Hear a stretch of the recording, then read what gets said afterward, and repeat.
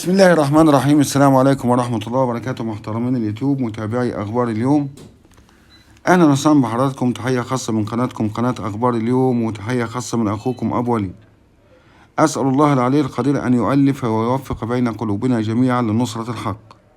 أسأل الله العلي القدير أن ينطق ألسنتنا جميعا بقول الحق. يا جماعة ببساطة لسه برضو محسن على تواصل معايا بعد ما أنا كنت فقدت الأمل، بعد ما كتير من الإخوة هجموها على المنصة، بعد ما كتير من الإخوة اتهموها باتهامات كتير. مش عايز أقول اتهموها، يعني هم قالوا رأيهم زي ما هي بتقول رأيها. لكن آخر مكالمة بيني وبينها كانت من شوية. احنا على فكرة النهاردة الاثنين يوم 13 مارس، الساعة دلوقتي مثلا حوالي 1:30 أو 2 إلا. كان في مكالمتين أو 3 مكالمات مش فاكر بالظبط. هي بس متخوفة من شيء واحد، هي دايما بتقول في ناس عايزة تموت ابني. كل اللي شاغل بالها في ناس عايزة تدي فلوس لحد عشان يموت ابني. وانا والله بقنعها وبقول لها يا ام حسين ابنك عند الحكومة، يا ام حسين محدش هيكلمه. يمكن هي متصورة عشان المستشار محمد صفا بيدافع عن المرحومة طبعا وعايز يثبت حق الولد، فهي متخيلة ان هم ضده. وعلى فكرة هو ده امر طبيعي، هو من امتى محامي الخصم بيكون ضد لازم يكون ضده، يعني مش ضده كشخص، ضد العمل اللي هو عمله. برضه بتقول ان الشقة بتاعتي اتاخد منها حاجة البنت، وان فلان وفلان وابن فلانة نطوا من البلكونة وكسروا البلكونة وخدوا حاجة البنت وولعوا في العربية. بنرد على الناس اللي مرة قالوا لنا ده ولع في توك توك مش عربية، هي بنفسها قالت لي ولع في العربية. فبقول لها ازاي ام حسين يعني هيدخل بلكونة والبلكونة مقفولة؟ قالت لي ايوه ده كان يوم الشكلة البلكونة كانت مكسورة. برضه قالت ان هي هتروح هي وحد من زمان حسين بكره ان شاء الله رب العالمين يزوروا حسين ويعرفوا منه ايه اللي حصل. وتاني بتناشد وتقول، وانا معايا المكالمه موجوده، بتقول للناس اللي بتطلع، هي طبعا قصدها على بعض اصحاب المنصات اللي ما عندهمش لا ذمه ولا دين ولا ضمير. انا بقول على كده، مش هي اللي قالت، انا اللي بقول. بعض المنصات لا عندهم لا ذمه ولا دين ولا ضمير، بيخطفوا كلمه ويقعدوا يهيجوا الدنيا ويهيجوا الراي العام ويعملوا بلبله. بتقول ده في منصات بتقول ان فلان وفلان عايزين يدوا فلوس لفلان وفلان عشان يقتلوا ابني. انا حاولت اقنعها، قلت لها كل اللي انت بتحكي عنهم دول ناس محترمين. وغير كده كمان بتقول ان المنصات دي بتقول ان انا عبت في حق داليا، الله يرحمها الشهيده داليا طبعا. وقالت والله انا عمري ما عبت فيها، وقلت ان الست زي الايه الله يرحمها ويبشبش الطوبه اللي تحت راسها. ده كلامها بالنص على فكره. قالت انما الناس دي بيقولوا كده عايزين يسخنوا الناس ده على ابنه عشان يقتلوه، وبتخص برضه ناس معينه من اهل داليا. قلت لها يا ست الناس دي محترمه جدا جدا جدا، الناس دي مش بتفكر تاخد حقها بالقانون، مش بتفكر تاخد حقها الا بالقانون. الناس دي مش بتفكر تاخد حقها الا بالقانون، وهم عاملين توكيل لمحاميين شرفاء هم اللي بيطالبوا بالحل. كل ما اقنع فيها بالقصه دي تقول لا يا ابو وليد ده في ناس بتقول ان هيدوهم فلوس عشان يدخلوا يقتلوا ابني. وبالمناسبه برضه قالت لي معلومه هقولها لحضراتكم، يمكن اول مره تتقال. بتقول لي الواد ابني بلغني من حد جوه ان هو تعبان. فانا بقول لها تعبان كيف يعني يا ام حسين؟ راجل يعني نايم على السرير تعبان؟ قالت لا ده كل شويه يخبط في دماغه زي ما كان بيعمل قبل كده وانا خايفه عليه. قلت لها يا ست روح اطمني، هو انت مش اديت الاستاذ عبد الله فلوس؟ قالت لا عبد الله مين؟ انا لا كلمت عبد الله ولا جبت سيرته. طبعا الاستاذ عبد الله اللي منا كل احترام وتقدير وان كنت اختلف معاه فكريا. بتقول ده 2 محامين تانيين، 2 محامين تانيين او مش عارف، قالت واحد محامي تاني. فبقول لها طب يعني هو دلوقتي اللي هيتولى الدفاع عن ابنك في المره الجايه؟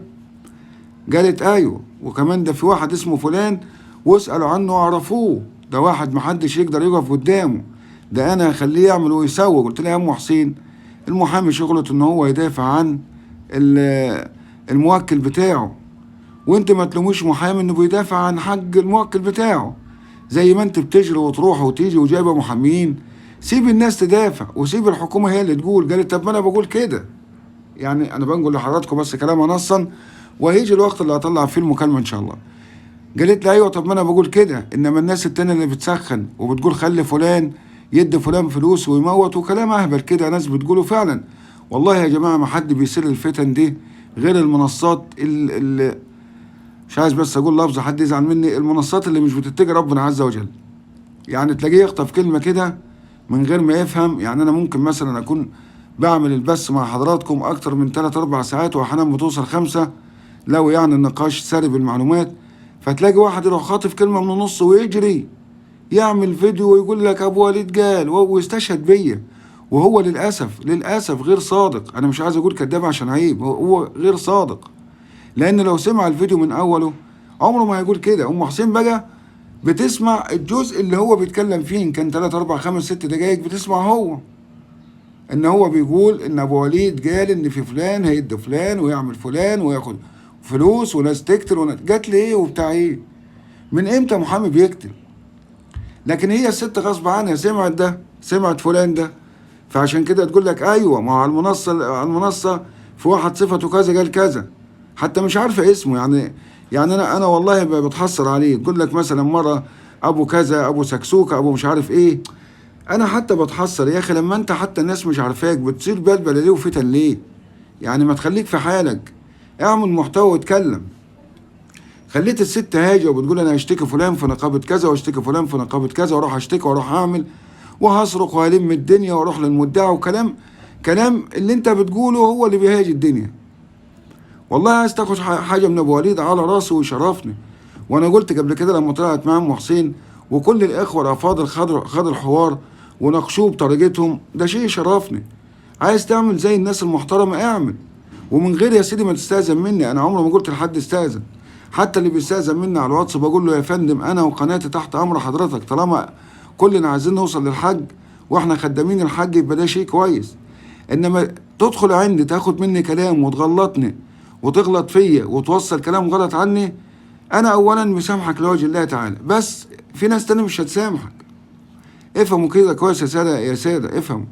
والله ياما ناس غلطت فيا، والله ياما ناس، وكل اللي بقوله بقول يا فندم حضرتك انا اقل من اتعامل معاك فخليك في حالك وانا في حالي، بس ما بقولوش غير كده. هو ده المطلوب. انما احنا الغرض عايزين نوصل لحاجه معينه، عايزين نوصل ان احنا نهدي الدنيا شويه عشان نسمع من كل الاطراف. ما ام حسين لو ما ظهرتش مش هنعرف قالت ايه مع الواد ولا الواد قال لها ايه. ام حسين ما ظهرتش مش هنعرف اي حاجه. الاستاذ خليل ما عادش بيظهر هو التاني خلاص، يبقى احنا كده مش هنفهم اي شيء. الساده المحامين المحترمين لهم منا كل احترام وتقدير، ليهم خصوصياتهم، مش كل شيء ينشروه على النت او على الراي العام. فاحنا لما بنكلم ام حسين بنفهم منها. ناس هتقول لي يا اخي انت بتصدق ده، انت طيب، ده كل كلامها كذب. يا سيدي اسمع، يا سيدي اسمع الكذب، يمكن تطلع بكلمه حقيقه من وسط مليون كلمه كذب. انتوا هتعجبوا الناس ليه؟ هتبعدوا الناس ليه؟ ايوه انا ممكن اقول ام حسين مش هتطلع معايا لو جالي امر، مش طلب، لو جالي امر من واحد معين انا بثق فيه وبحترمه جدا وهو عارفني، وكلمته برضه امبارح بس للاسف هو كان مشغول ما ردش. ده لو قال لي ما تطلعهاش تاني والله ما اطلعها، هو ده الوحيد، لانه فاهم قانون واستاذ قانون، واظن حضراتكم عرفتوا على مين هو فاهم. ده لو شايف ان طلوع ام حسين وكلامها هيأثر على القضيه وقال لي ما تطلعهاش هقفل الصفحه على طول. انما يا ساده خلونا نسمع راي والراي الاخر. اتهمتونا قبل كده وقلتوا انت بتدافع عنها، سبت المنصه لناس وكأن مش صاحب المنصه، لدرجه ان الناس دي او الناس دول يعني ولهم مني كل احترام وتقدير افتكروا ان هم هيديروا المنصه احسن مني، وكانوا يرحبوا بالناس واهلا بيك وياخدوا تليفونات ناس ليه ده كله؟ طب ما انا قادر اقول معلش يا ساده ما حدش يطلع، انا هدير الحوار، وبفضل المولى عز وجل انا قادر على اداره اي حوار.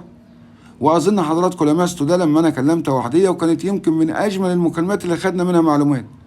لما بدات المنصه تطلع وتزيط ويبقى عليها 5 6 مش فاهمين، انا عن نفسي بكون قاعد مش الاصوات متداخله، انا مش سامع مين بيكلم مين ولا مين. بصراحه اللي هم الناس اللي زي الفل اللي بيطلعوا كده باسلوب راقي، استاذ محمود عنب، دكتوره جيهان عبد الله يبارك لها يا رب، معالي المستشار محمد صفا، الناس دي بتطلع بهدوء، والدكتوره معلش انا ناسي ناس كتير برضه بهدوء وبيتكلموا بصوت هادي وبنسمع منهم وبيسالوا اسئله في الصميم. انما بصراحه اللي حصل الكام يوم اللي فاتوا ده على المنصه مع بالغ احترامي مش هيحصل تاني. ايه الفايده ان حد يطلع يحكي عن حاجه شخصيه بينه وبين واحده؟ مش عايز انا ده. انا اضيع وقت الناس في 3 4 ساعات يسمع امور كنتوا خصوصيات كنتوا؟ انا اسف يعني، انا مش عايز كده. انا عايز اللي يطلع يسال سؤال في القضيه نرد عليه، سواء ام حسين ردت اطلع صوتها او انا رديت من خلال المحادثات اللي بيني وبينها، بس كده. انما هنطلع انا ازيك يا فلان وانت عامل ايه وانا اكلت كذا وانت تاكل كذا، مش بتاعتنا ولا منصتنا. لكن استحياء مني ان انا مش قادر اقول لهم اسكتوا مره واثنين وثلاثه، لكن خلاص ده مش هيحصل تاني.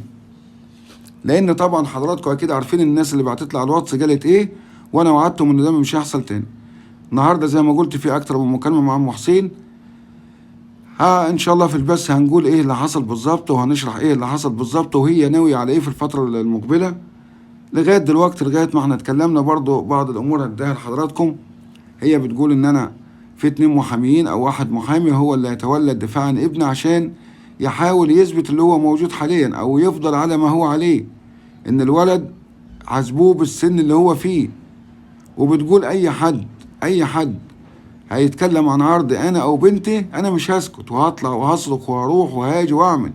طيب انا لو قلت حاجها الناس هتزعل مني، ولو قلت مش حاجها يبقى ظلمتها هي. يا ساده يا كرام ارجوك ابوس راسكم فهموني، حاجها ليه بقول حاجها؟ انا ما يعنينيش البنت كانت بتعمل ايه، عشان بس اصل الناس كانت تقول لك ابتسام ومش ابتسام، انا ما يخصنيش ابتسام. فعشان كده حاجه ان محدش يتكلم عنها ولا عن بنتها، ولا يسب عرضها ولا عرض بنتها. اللي يهمنا ايه؟ نوصل لسن حسين كام، ده اللي يهمنا. زي ما انا برضو كنت بقول على نورهان، مش كنت، ده انا بقول كنت ولسه بقول، ما يهمنيش هي عرفت مين ولا مين ولا مين ولا راحت فين ولا ايه التفاصيل البايخه الممله اللي في ناس عاملاها محتوى وتقول لك انا جبت لكم المفيد. البنت اصل البنت كانت قاعده في الجنينه مع فلان وفلان ده بيشتغل كذا واول مره اسمعوه وصدقوا مني. يا عم انا مالي بفلان وعلان، يا عم انا ايه اللي يخليني اعرف الواد حط ايده على كتفه ولا حط ايده؟ انا مالي، هو ده يخصنا؟ هو ده ينفع القضيه؟ انت بتشيل ذنوب على الفاضي وبتشيل اللي بيسمعك ذنوب على الفاضي، والتعليقات داخله عندك تقول لك اتقي ربنا وانت ماشي رهوان في الطريق ده، وكل شويه انتظرونا عشان تعرفوا فضايح فلان. يا اخي من ستره الله، من ستر مؤمنا ستره الله يوم القيامه، مؤمنا او غير مؤمن. حتى الحبيب صلى الله عليه وعلى اله وصحبه وسلم لما راح له واحد بيقول له يا فلان يا رسول الله ان فلان قد زنى، قال له هل الا سترته بطرف ثوبك؟ يعني ربنا ستره وربنا ما كشفش ستره، هتيجي انت تكشف ستره؟ ويا ريته هينفع الموضوع، يا ريته والله ما ينفع القضيه. زي ما قلت وبقول 100 مره، نورهان وحسين يعني وقعوا في فاحشه، الله بقى هو اللي يعني حاسبهم مش احنا. طيب تعددت نورهان مع ناس، ايه اللي هيفيد القضيه؟ حد فيكم يقول لي ايه اللي يفيد القضيه؟ عرفت واحد زي ما عرفت 100، مش شغلنا. شغلنا قتلت امها ازاي هي وحسين، وايه اللي حصل يوم الجريمه. هاتوا لنا معلومه من دي، بدل ما انتوا بتجروا في طريق غلط اجروا في طريق صح. هاتوا لنا اي معلومه عن القتل، هاتوا لنا اي معلومه عن سن حسين، اجروا اسال الناس جيران حسين. انما هتجروا عشان تثبتوا اصل البنت بصراحه كانت تعرف الواد اللي اسمه فلاني سبق ليا اول مره اجيب اسمه فلان، واساسا ما نعرفش ان كنت انت بتالف ولا بتعمل ولا بتقول ايه. يا ما ناس الفت قالت لك اصل ام حسين قالت كذا وهي قالت كذا، والكلام ده ما يتقالش الا في اوضه مغلقه في مكان مغلق. طب انت عرفت منين والنبي؟ حوار ضرب حسين ونورهان وام حسين، عرفتوا منين؟ بالتفاصيل الممله دي بالكلمه. وقالت له لا وانت فاكر نفسك في لوكاندا، ادفع عشان تدخل انت والبيت. والنبي يا اخوانا ده كلام يتصدق؟ يعني بالعقل كده الكلام ده وصل لكم منين؟ يا اخوانا اتقوا ربنا، يا اخوانا افتكروا الايه اللي بتقول ما يلفظ من قول الا لديه رقيب عتيد. هتروح عند ربنا ويقول لك هات صدق ما تقول. الهرتله والكلام الفاضي ده انسوه، اتكلموا في شيء ينفع القضيه. كلمناها زي ما بنقول مره واتنين النهارده، وادينا بذكر تاني النهارده الاثنين يوم 13 مارس 2023، وهي بتقول ان شاء الله رب العالمين بكره الثلاث هتزور ابنها. واهم حاجه ان هي بتقول خدوا بالكم من كتر الكلام اللي انتوا بتقولوه، الواد بيضرب دماغه او بيخبط على دماغه، والواد ان هو تعبان يعني وعيان. والله يا ام حسين ان كان ابنك بيضرب في دماغه بيضرب في كتفه بيضرب في جسمه مش هيجي 1 من مليون من اللي هو عمله في المرحومه داليا. والله يا ام حسين انت لو شفت صور المرحومه داليا والله لا تمسك ابنك ونورهان تقطعيهم انت بايدك. انت يا ام حسين ما رضيتيش على بنتك ان يتذكر اسمها، بس اسمها، فما بالك بقى لو موتوا بنتك هتعمل ايه؟ انت يا ام حسين اتقي ربنا وقول ان ابن غلط. انت قلت ان ابن غلط ومتشكرين، وبتقول لغايه دلوقتي انا مستنيه اشوف الحكومه، والحكومه اللي تعمله هي حره فيه، متشكرين. لازم لما تقولي كلمه كويسه نشكرك. وبرضه تاني باكد وبقول قبل ما اختم، باكد وبقول 100 مره، قالت له والله يا ابو وليد انا ما جبت سيره المرحومه في اي شيء وحش، ولا اقدر اجيبها في سيرتها ابدا، لان يا ست الله يرحمها كانت على خلق، وكانت ست احسن مننا. واظن انا طلعت لحضراتكم امبارح وهي بتقول كده، بتقول ما اقدرش اجيب سيرتها، دي هي ست احسن مننا. فطبعا الكلام ده بقى المفروض يسكت الناس اللي هي بتفتري، اللي كل شويه تقول لك ام حسين قالت، تصريح من ام حسين وابو وليد شاهد. بتشاهدنا على زور يا اخي، يا اخي اتقي ربنا يا اخي، ولا يا اختي اللي بتتكلم، واتقي ربنا، ما تشاهدنيش على زور. الست قالت او ام حسين قالت عشان ما حدش يقول اهو بصوا بيقول عليها الست. ما انا اتعودت احترم كل الناس، انما انتوا ما تعرفوش الاحترام. ام حسين قالت انا عمري ما غلطت في الست داليا الله يرحمها، وسمعتكم الكلام ده، وهيجي الوقت اللي هسمعكم كلمات النهارده برضه. قالت لا غلطت فيها ولا حاجه، بس في ناس بتهيج اخواتها عشان يدوا فلوس لفلان عشان يقتل الواد في السجن. اقنعتها، قلت لها يا ام حسين ما فيش الكلام ده، اخواتها ناس محترمه جدا، اخواتها ناس مش بتوع طلوع ودخول، اخواتها ناس فوق الراس، فوق رؤوسنا جميعا بادبهم، لان دول تربيه داليا الله يرحمها. لكن هي برضه بتقول خلي الناس دي تبطل. انا هخلي مين يبطل يا ام حسين؟ انا مالي، انا واحد زي واحد، انت تحاسبيني على اللي انا بقوله في منصتي، تحاسبيني على اللي انا بقوله في قناتي، اما الناس دي ليها رب يحاسبها. كل انسان في الكون، كل انسان خلق ربنا عز وجل، ربنا يحاسبه على كل كلمه هو بيقولها. نسال الله العلي القدير ان يجعلنا ننطق بالصدق دوما ودائما، انما الناس اللي بقى لها رب. ان شاء الله رب العالمين لو في فرصه النهارده هنطلع لحضراتكم بعض المحادثات اللي حصلت النهارده، او سواء امبارح بالليل بعد البث لو كان يعني في محادثات. وزي ما قلت يا جماعه انا بطلع اللي ينفع القضيه. يعني ممكن مثلا هي تكون بتكلمني في موضوع ان ده انا رحت عند ام فلان وعملت كذا وعملت كذا، ده مش هيطلع ليه؟ مش هيفيد القضيه بشيء. انا باخد من كلامها، ولو ان انا اقسم بالله ما بقطع حاجه. يعني انا بقى المكالمه كلها زي ما هي بعرضها، ورب شاهد على كلامي. لكن في مكالمات كلها بتكون ملهاش علاقه بالقضيه. يعني مثلا لما تقول لي ده ابو حسين كان تعبان، ولا رحنا لفلان وعملنا عشان يرجع البيت، ورجع الراجل واخواته جابوه، انا لما اطلع مكالمه زي دي هتفيد حضراتكم بايه؟ مش هنهرتل وخلاص، مش هنصدقكم بمكالمات وخلاص. انا بحاول في كل مكالمه اسالها سؤال ينفع القضيه. طب انت لما قابلت زميل ابنك قال لك ايه؟ طب انت لما تروح عند ابنك هتساليه في ايه؟ طب يا ترى لما تيجي هتقولي لنا ايه؟ ده اللي انا بقوله، وده اللي انا هوصل لحضراتكم. اما الهرتله والكلام اللي ملوش لازمه، اللي في بعض الناس للاسف بياخدوا منه اسلوب وبياخدوا منه محتوى ويقعدوا يقولوه، دي مش بتاعتي، ولا هتكون بتاعتي في يوم من الايام، حتى لو هبطل اتكلم عن اي مواضيع خالص. لان انا مؤمن ايمان يقين ان ربنا عز وجل شايفني في كل لحظه، سمعني في كل لحظه، عارف ان كنت كذاب ولا صادق. انا ممكن اخدع كل الساده المتابعين، لكن اخدع ربنا ازاي؟ ببساطه انا راجل بتجي ربنا في كل اللي بقوله. والله اللي مصدقني منكم ربنا شاهد على كلامي، اللي مش مصدقني خلاص هو حر، انا يعني اعمل له ايه؟ كل انسان حر. وزي ما قلت انا فاتح منصه لكل الناس، اللي عايز يشرفني على راسي من فوق، بس رجاء، مش هقول بشرط، رجاء لا يسبب لي احراج ولا يجيب سيره حد مش موجود. دول طلبين اللي انا عايزهم، ولا يغلط في حد. ما انت لما تغلط في حد هتسبب لي احراج، ولما لما تجيب سيره حد مش موجود هيبقى من حقه الرد، وانا ما اضمنش اللي جاي يرد ده هيرد عليك بايه، وما اقدرش احجبه، وما اقدرش اقول له ما تطلعش. زي ما انت جبت سيرته من حقه هو يجيب سيرتك. الخلافات الشخصيه دي صفوها بعد عني لو سمحتوا. وخدوا بالكم من النهارده برضو في ناس معينه انا هرفض اطلعها على القناه نهائي، لان حسيت ان هم ممكن يخلوا الناس تاخد عني فكره مش كويسه. نسأل الله العفو والعافية. انتظرونا إن شاء الله رب العالمين النهاردة في مواضيع مهمة، في كلام مهم، في تفصيلات مهمة. انتظرونا بإذن الله. وزي ما قلت أي واحد هيدخل باحترام على راسي، اللي هيدخل لتصفية أمور شخصية أنا آسف إن أقول لحضرتك، حضرتك أحسن مني وما ينفعش أنا أتعامل معاك. نسأل الله العفو والعافية. نشكركم ونترككم في حفظ الله وأمنه، على أمل اللقاء بكم قريبا. استودعكم الله، والسلام عليكم ورحمة الله وبركاته.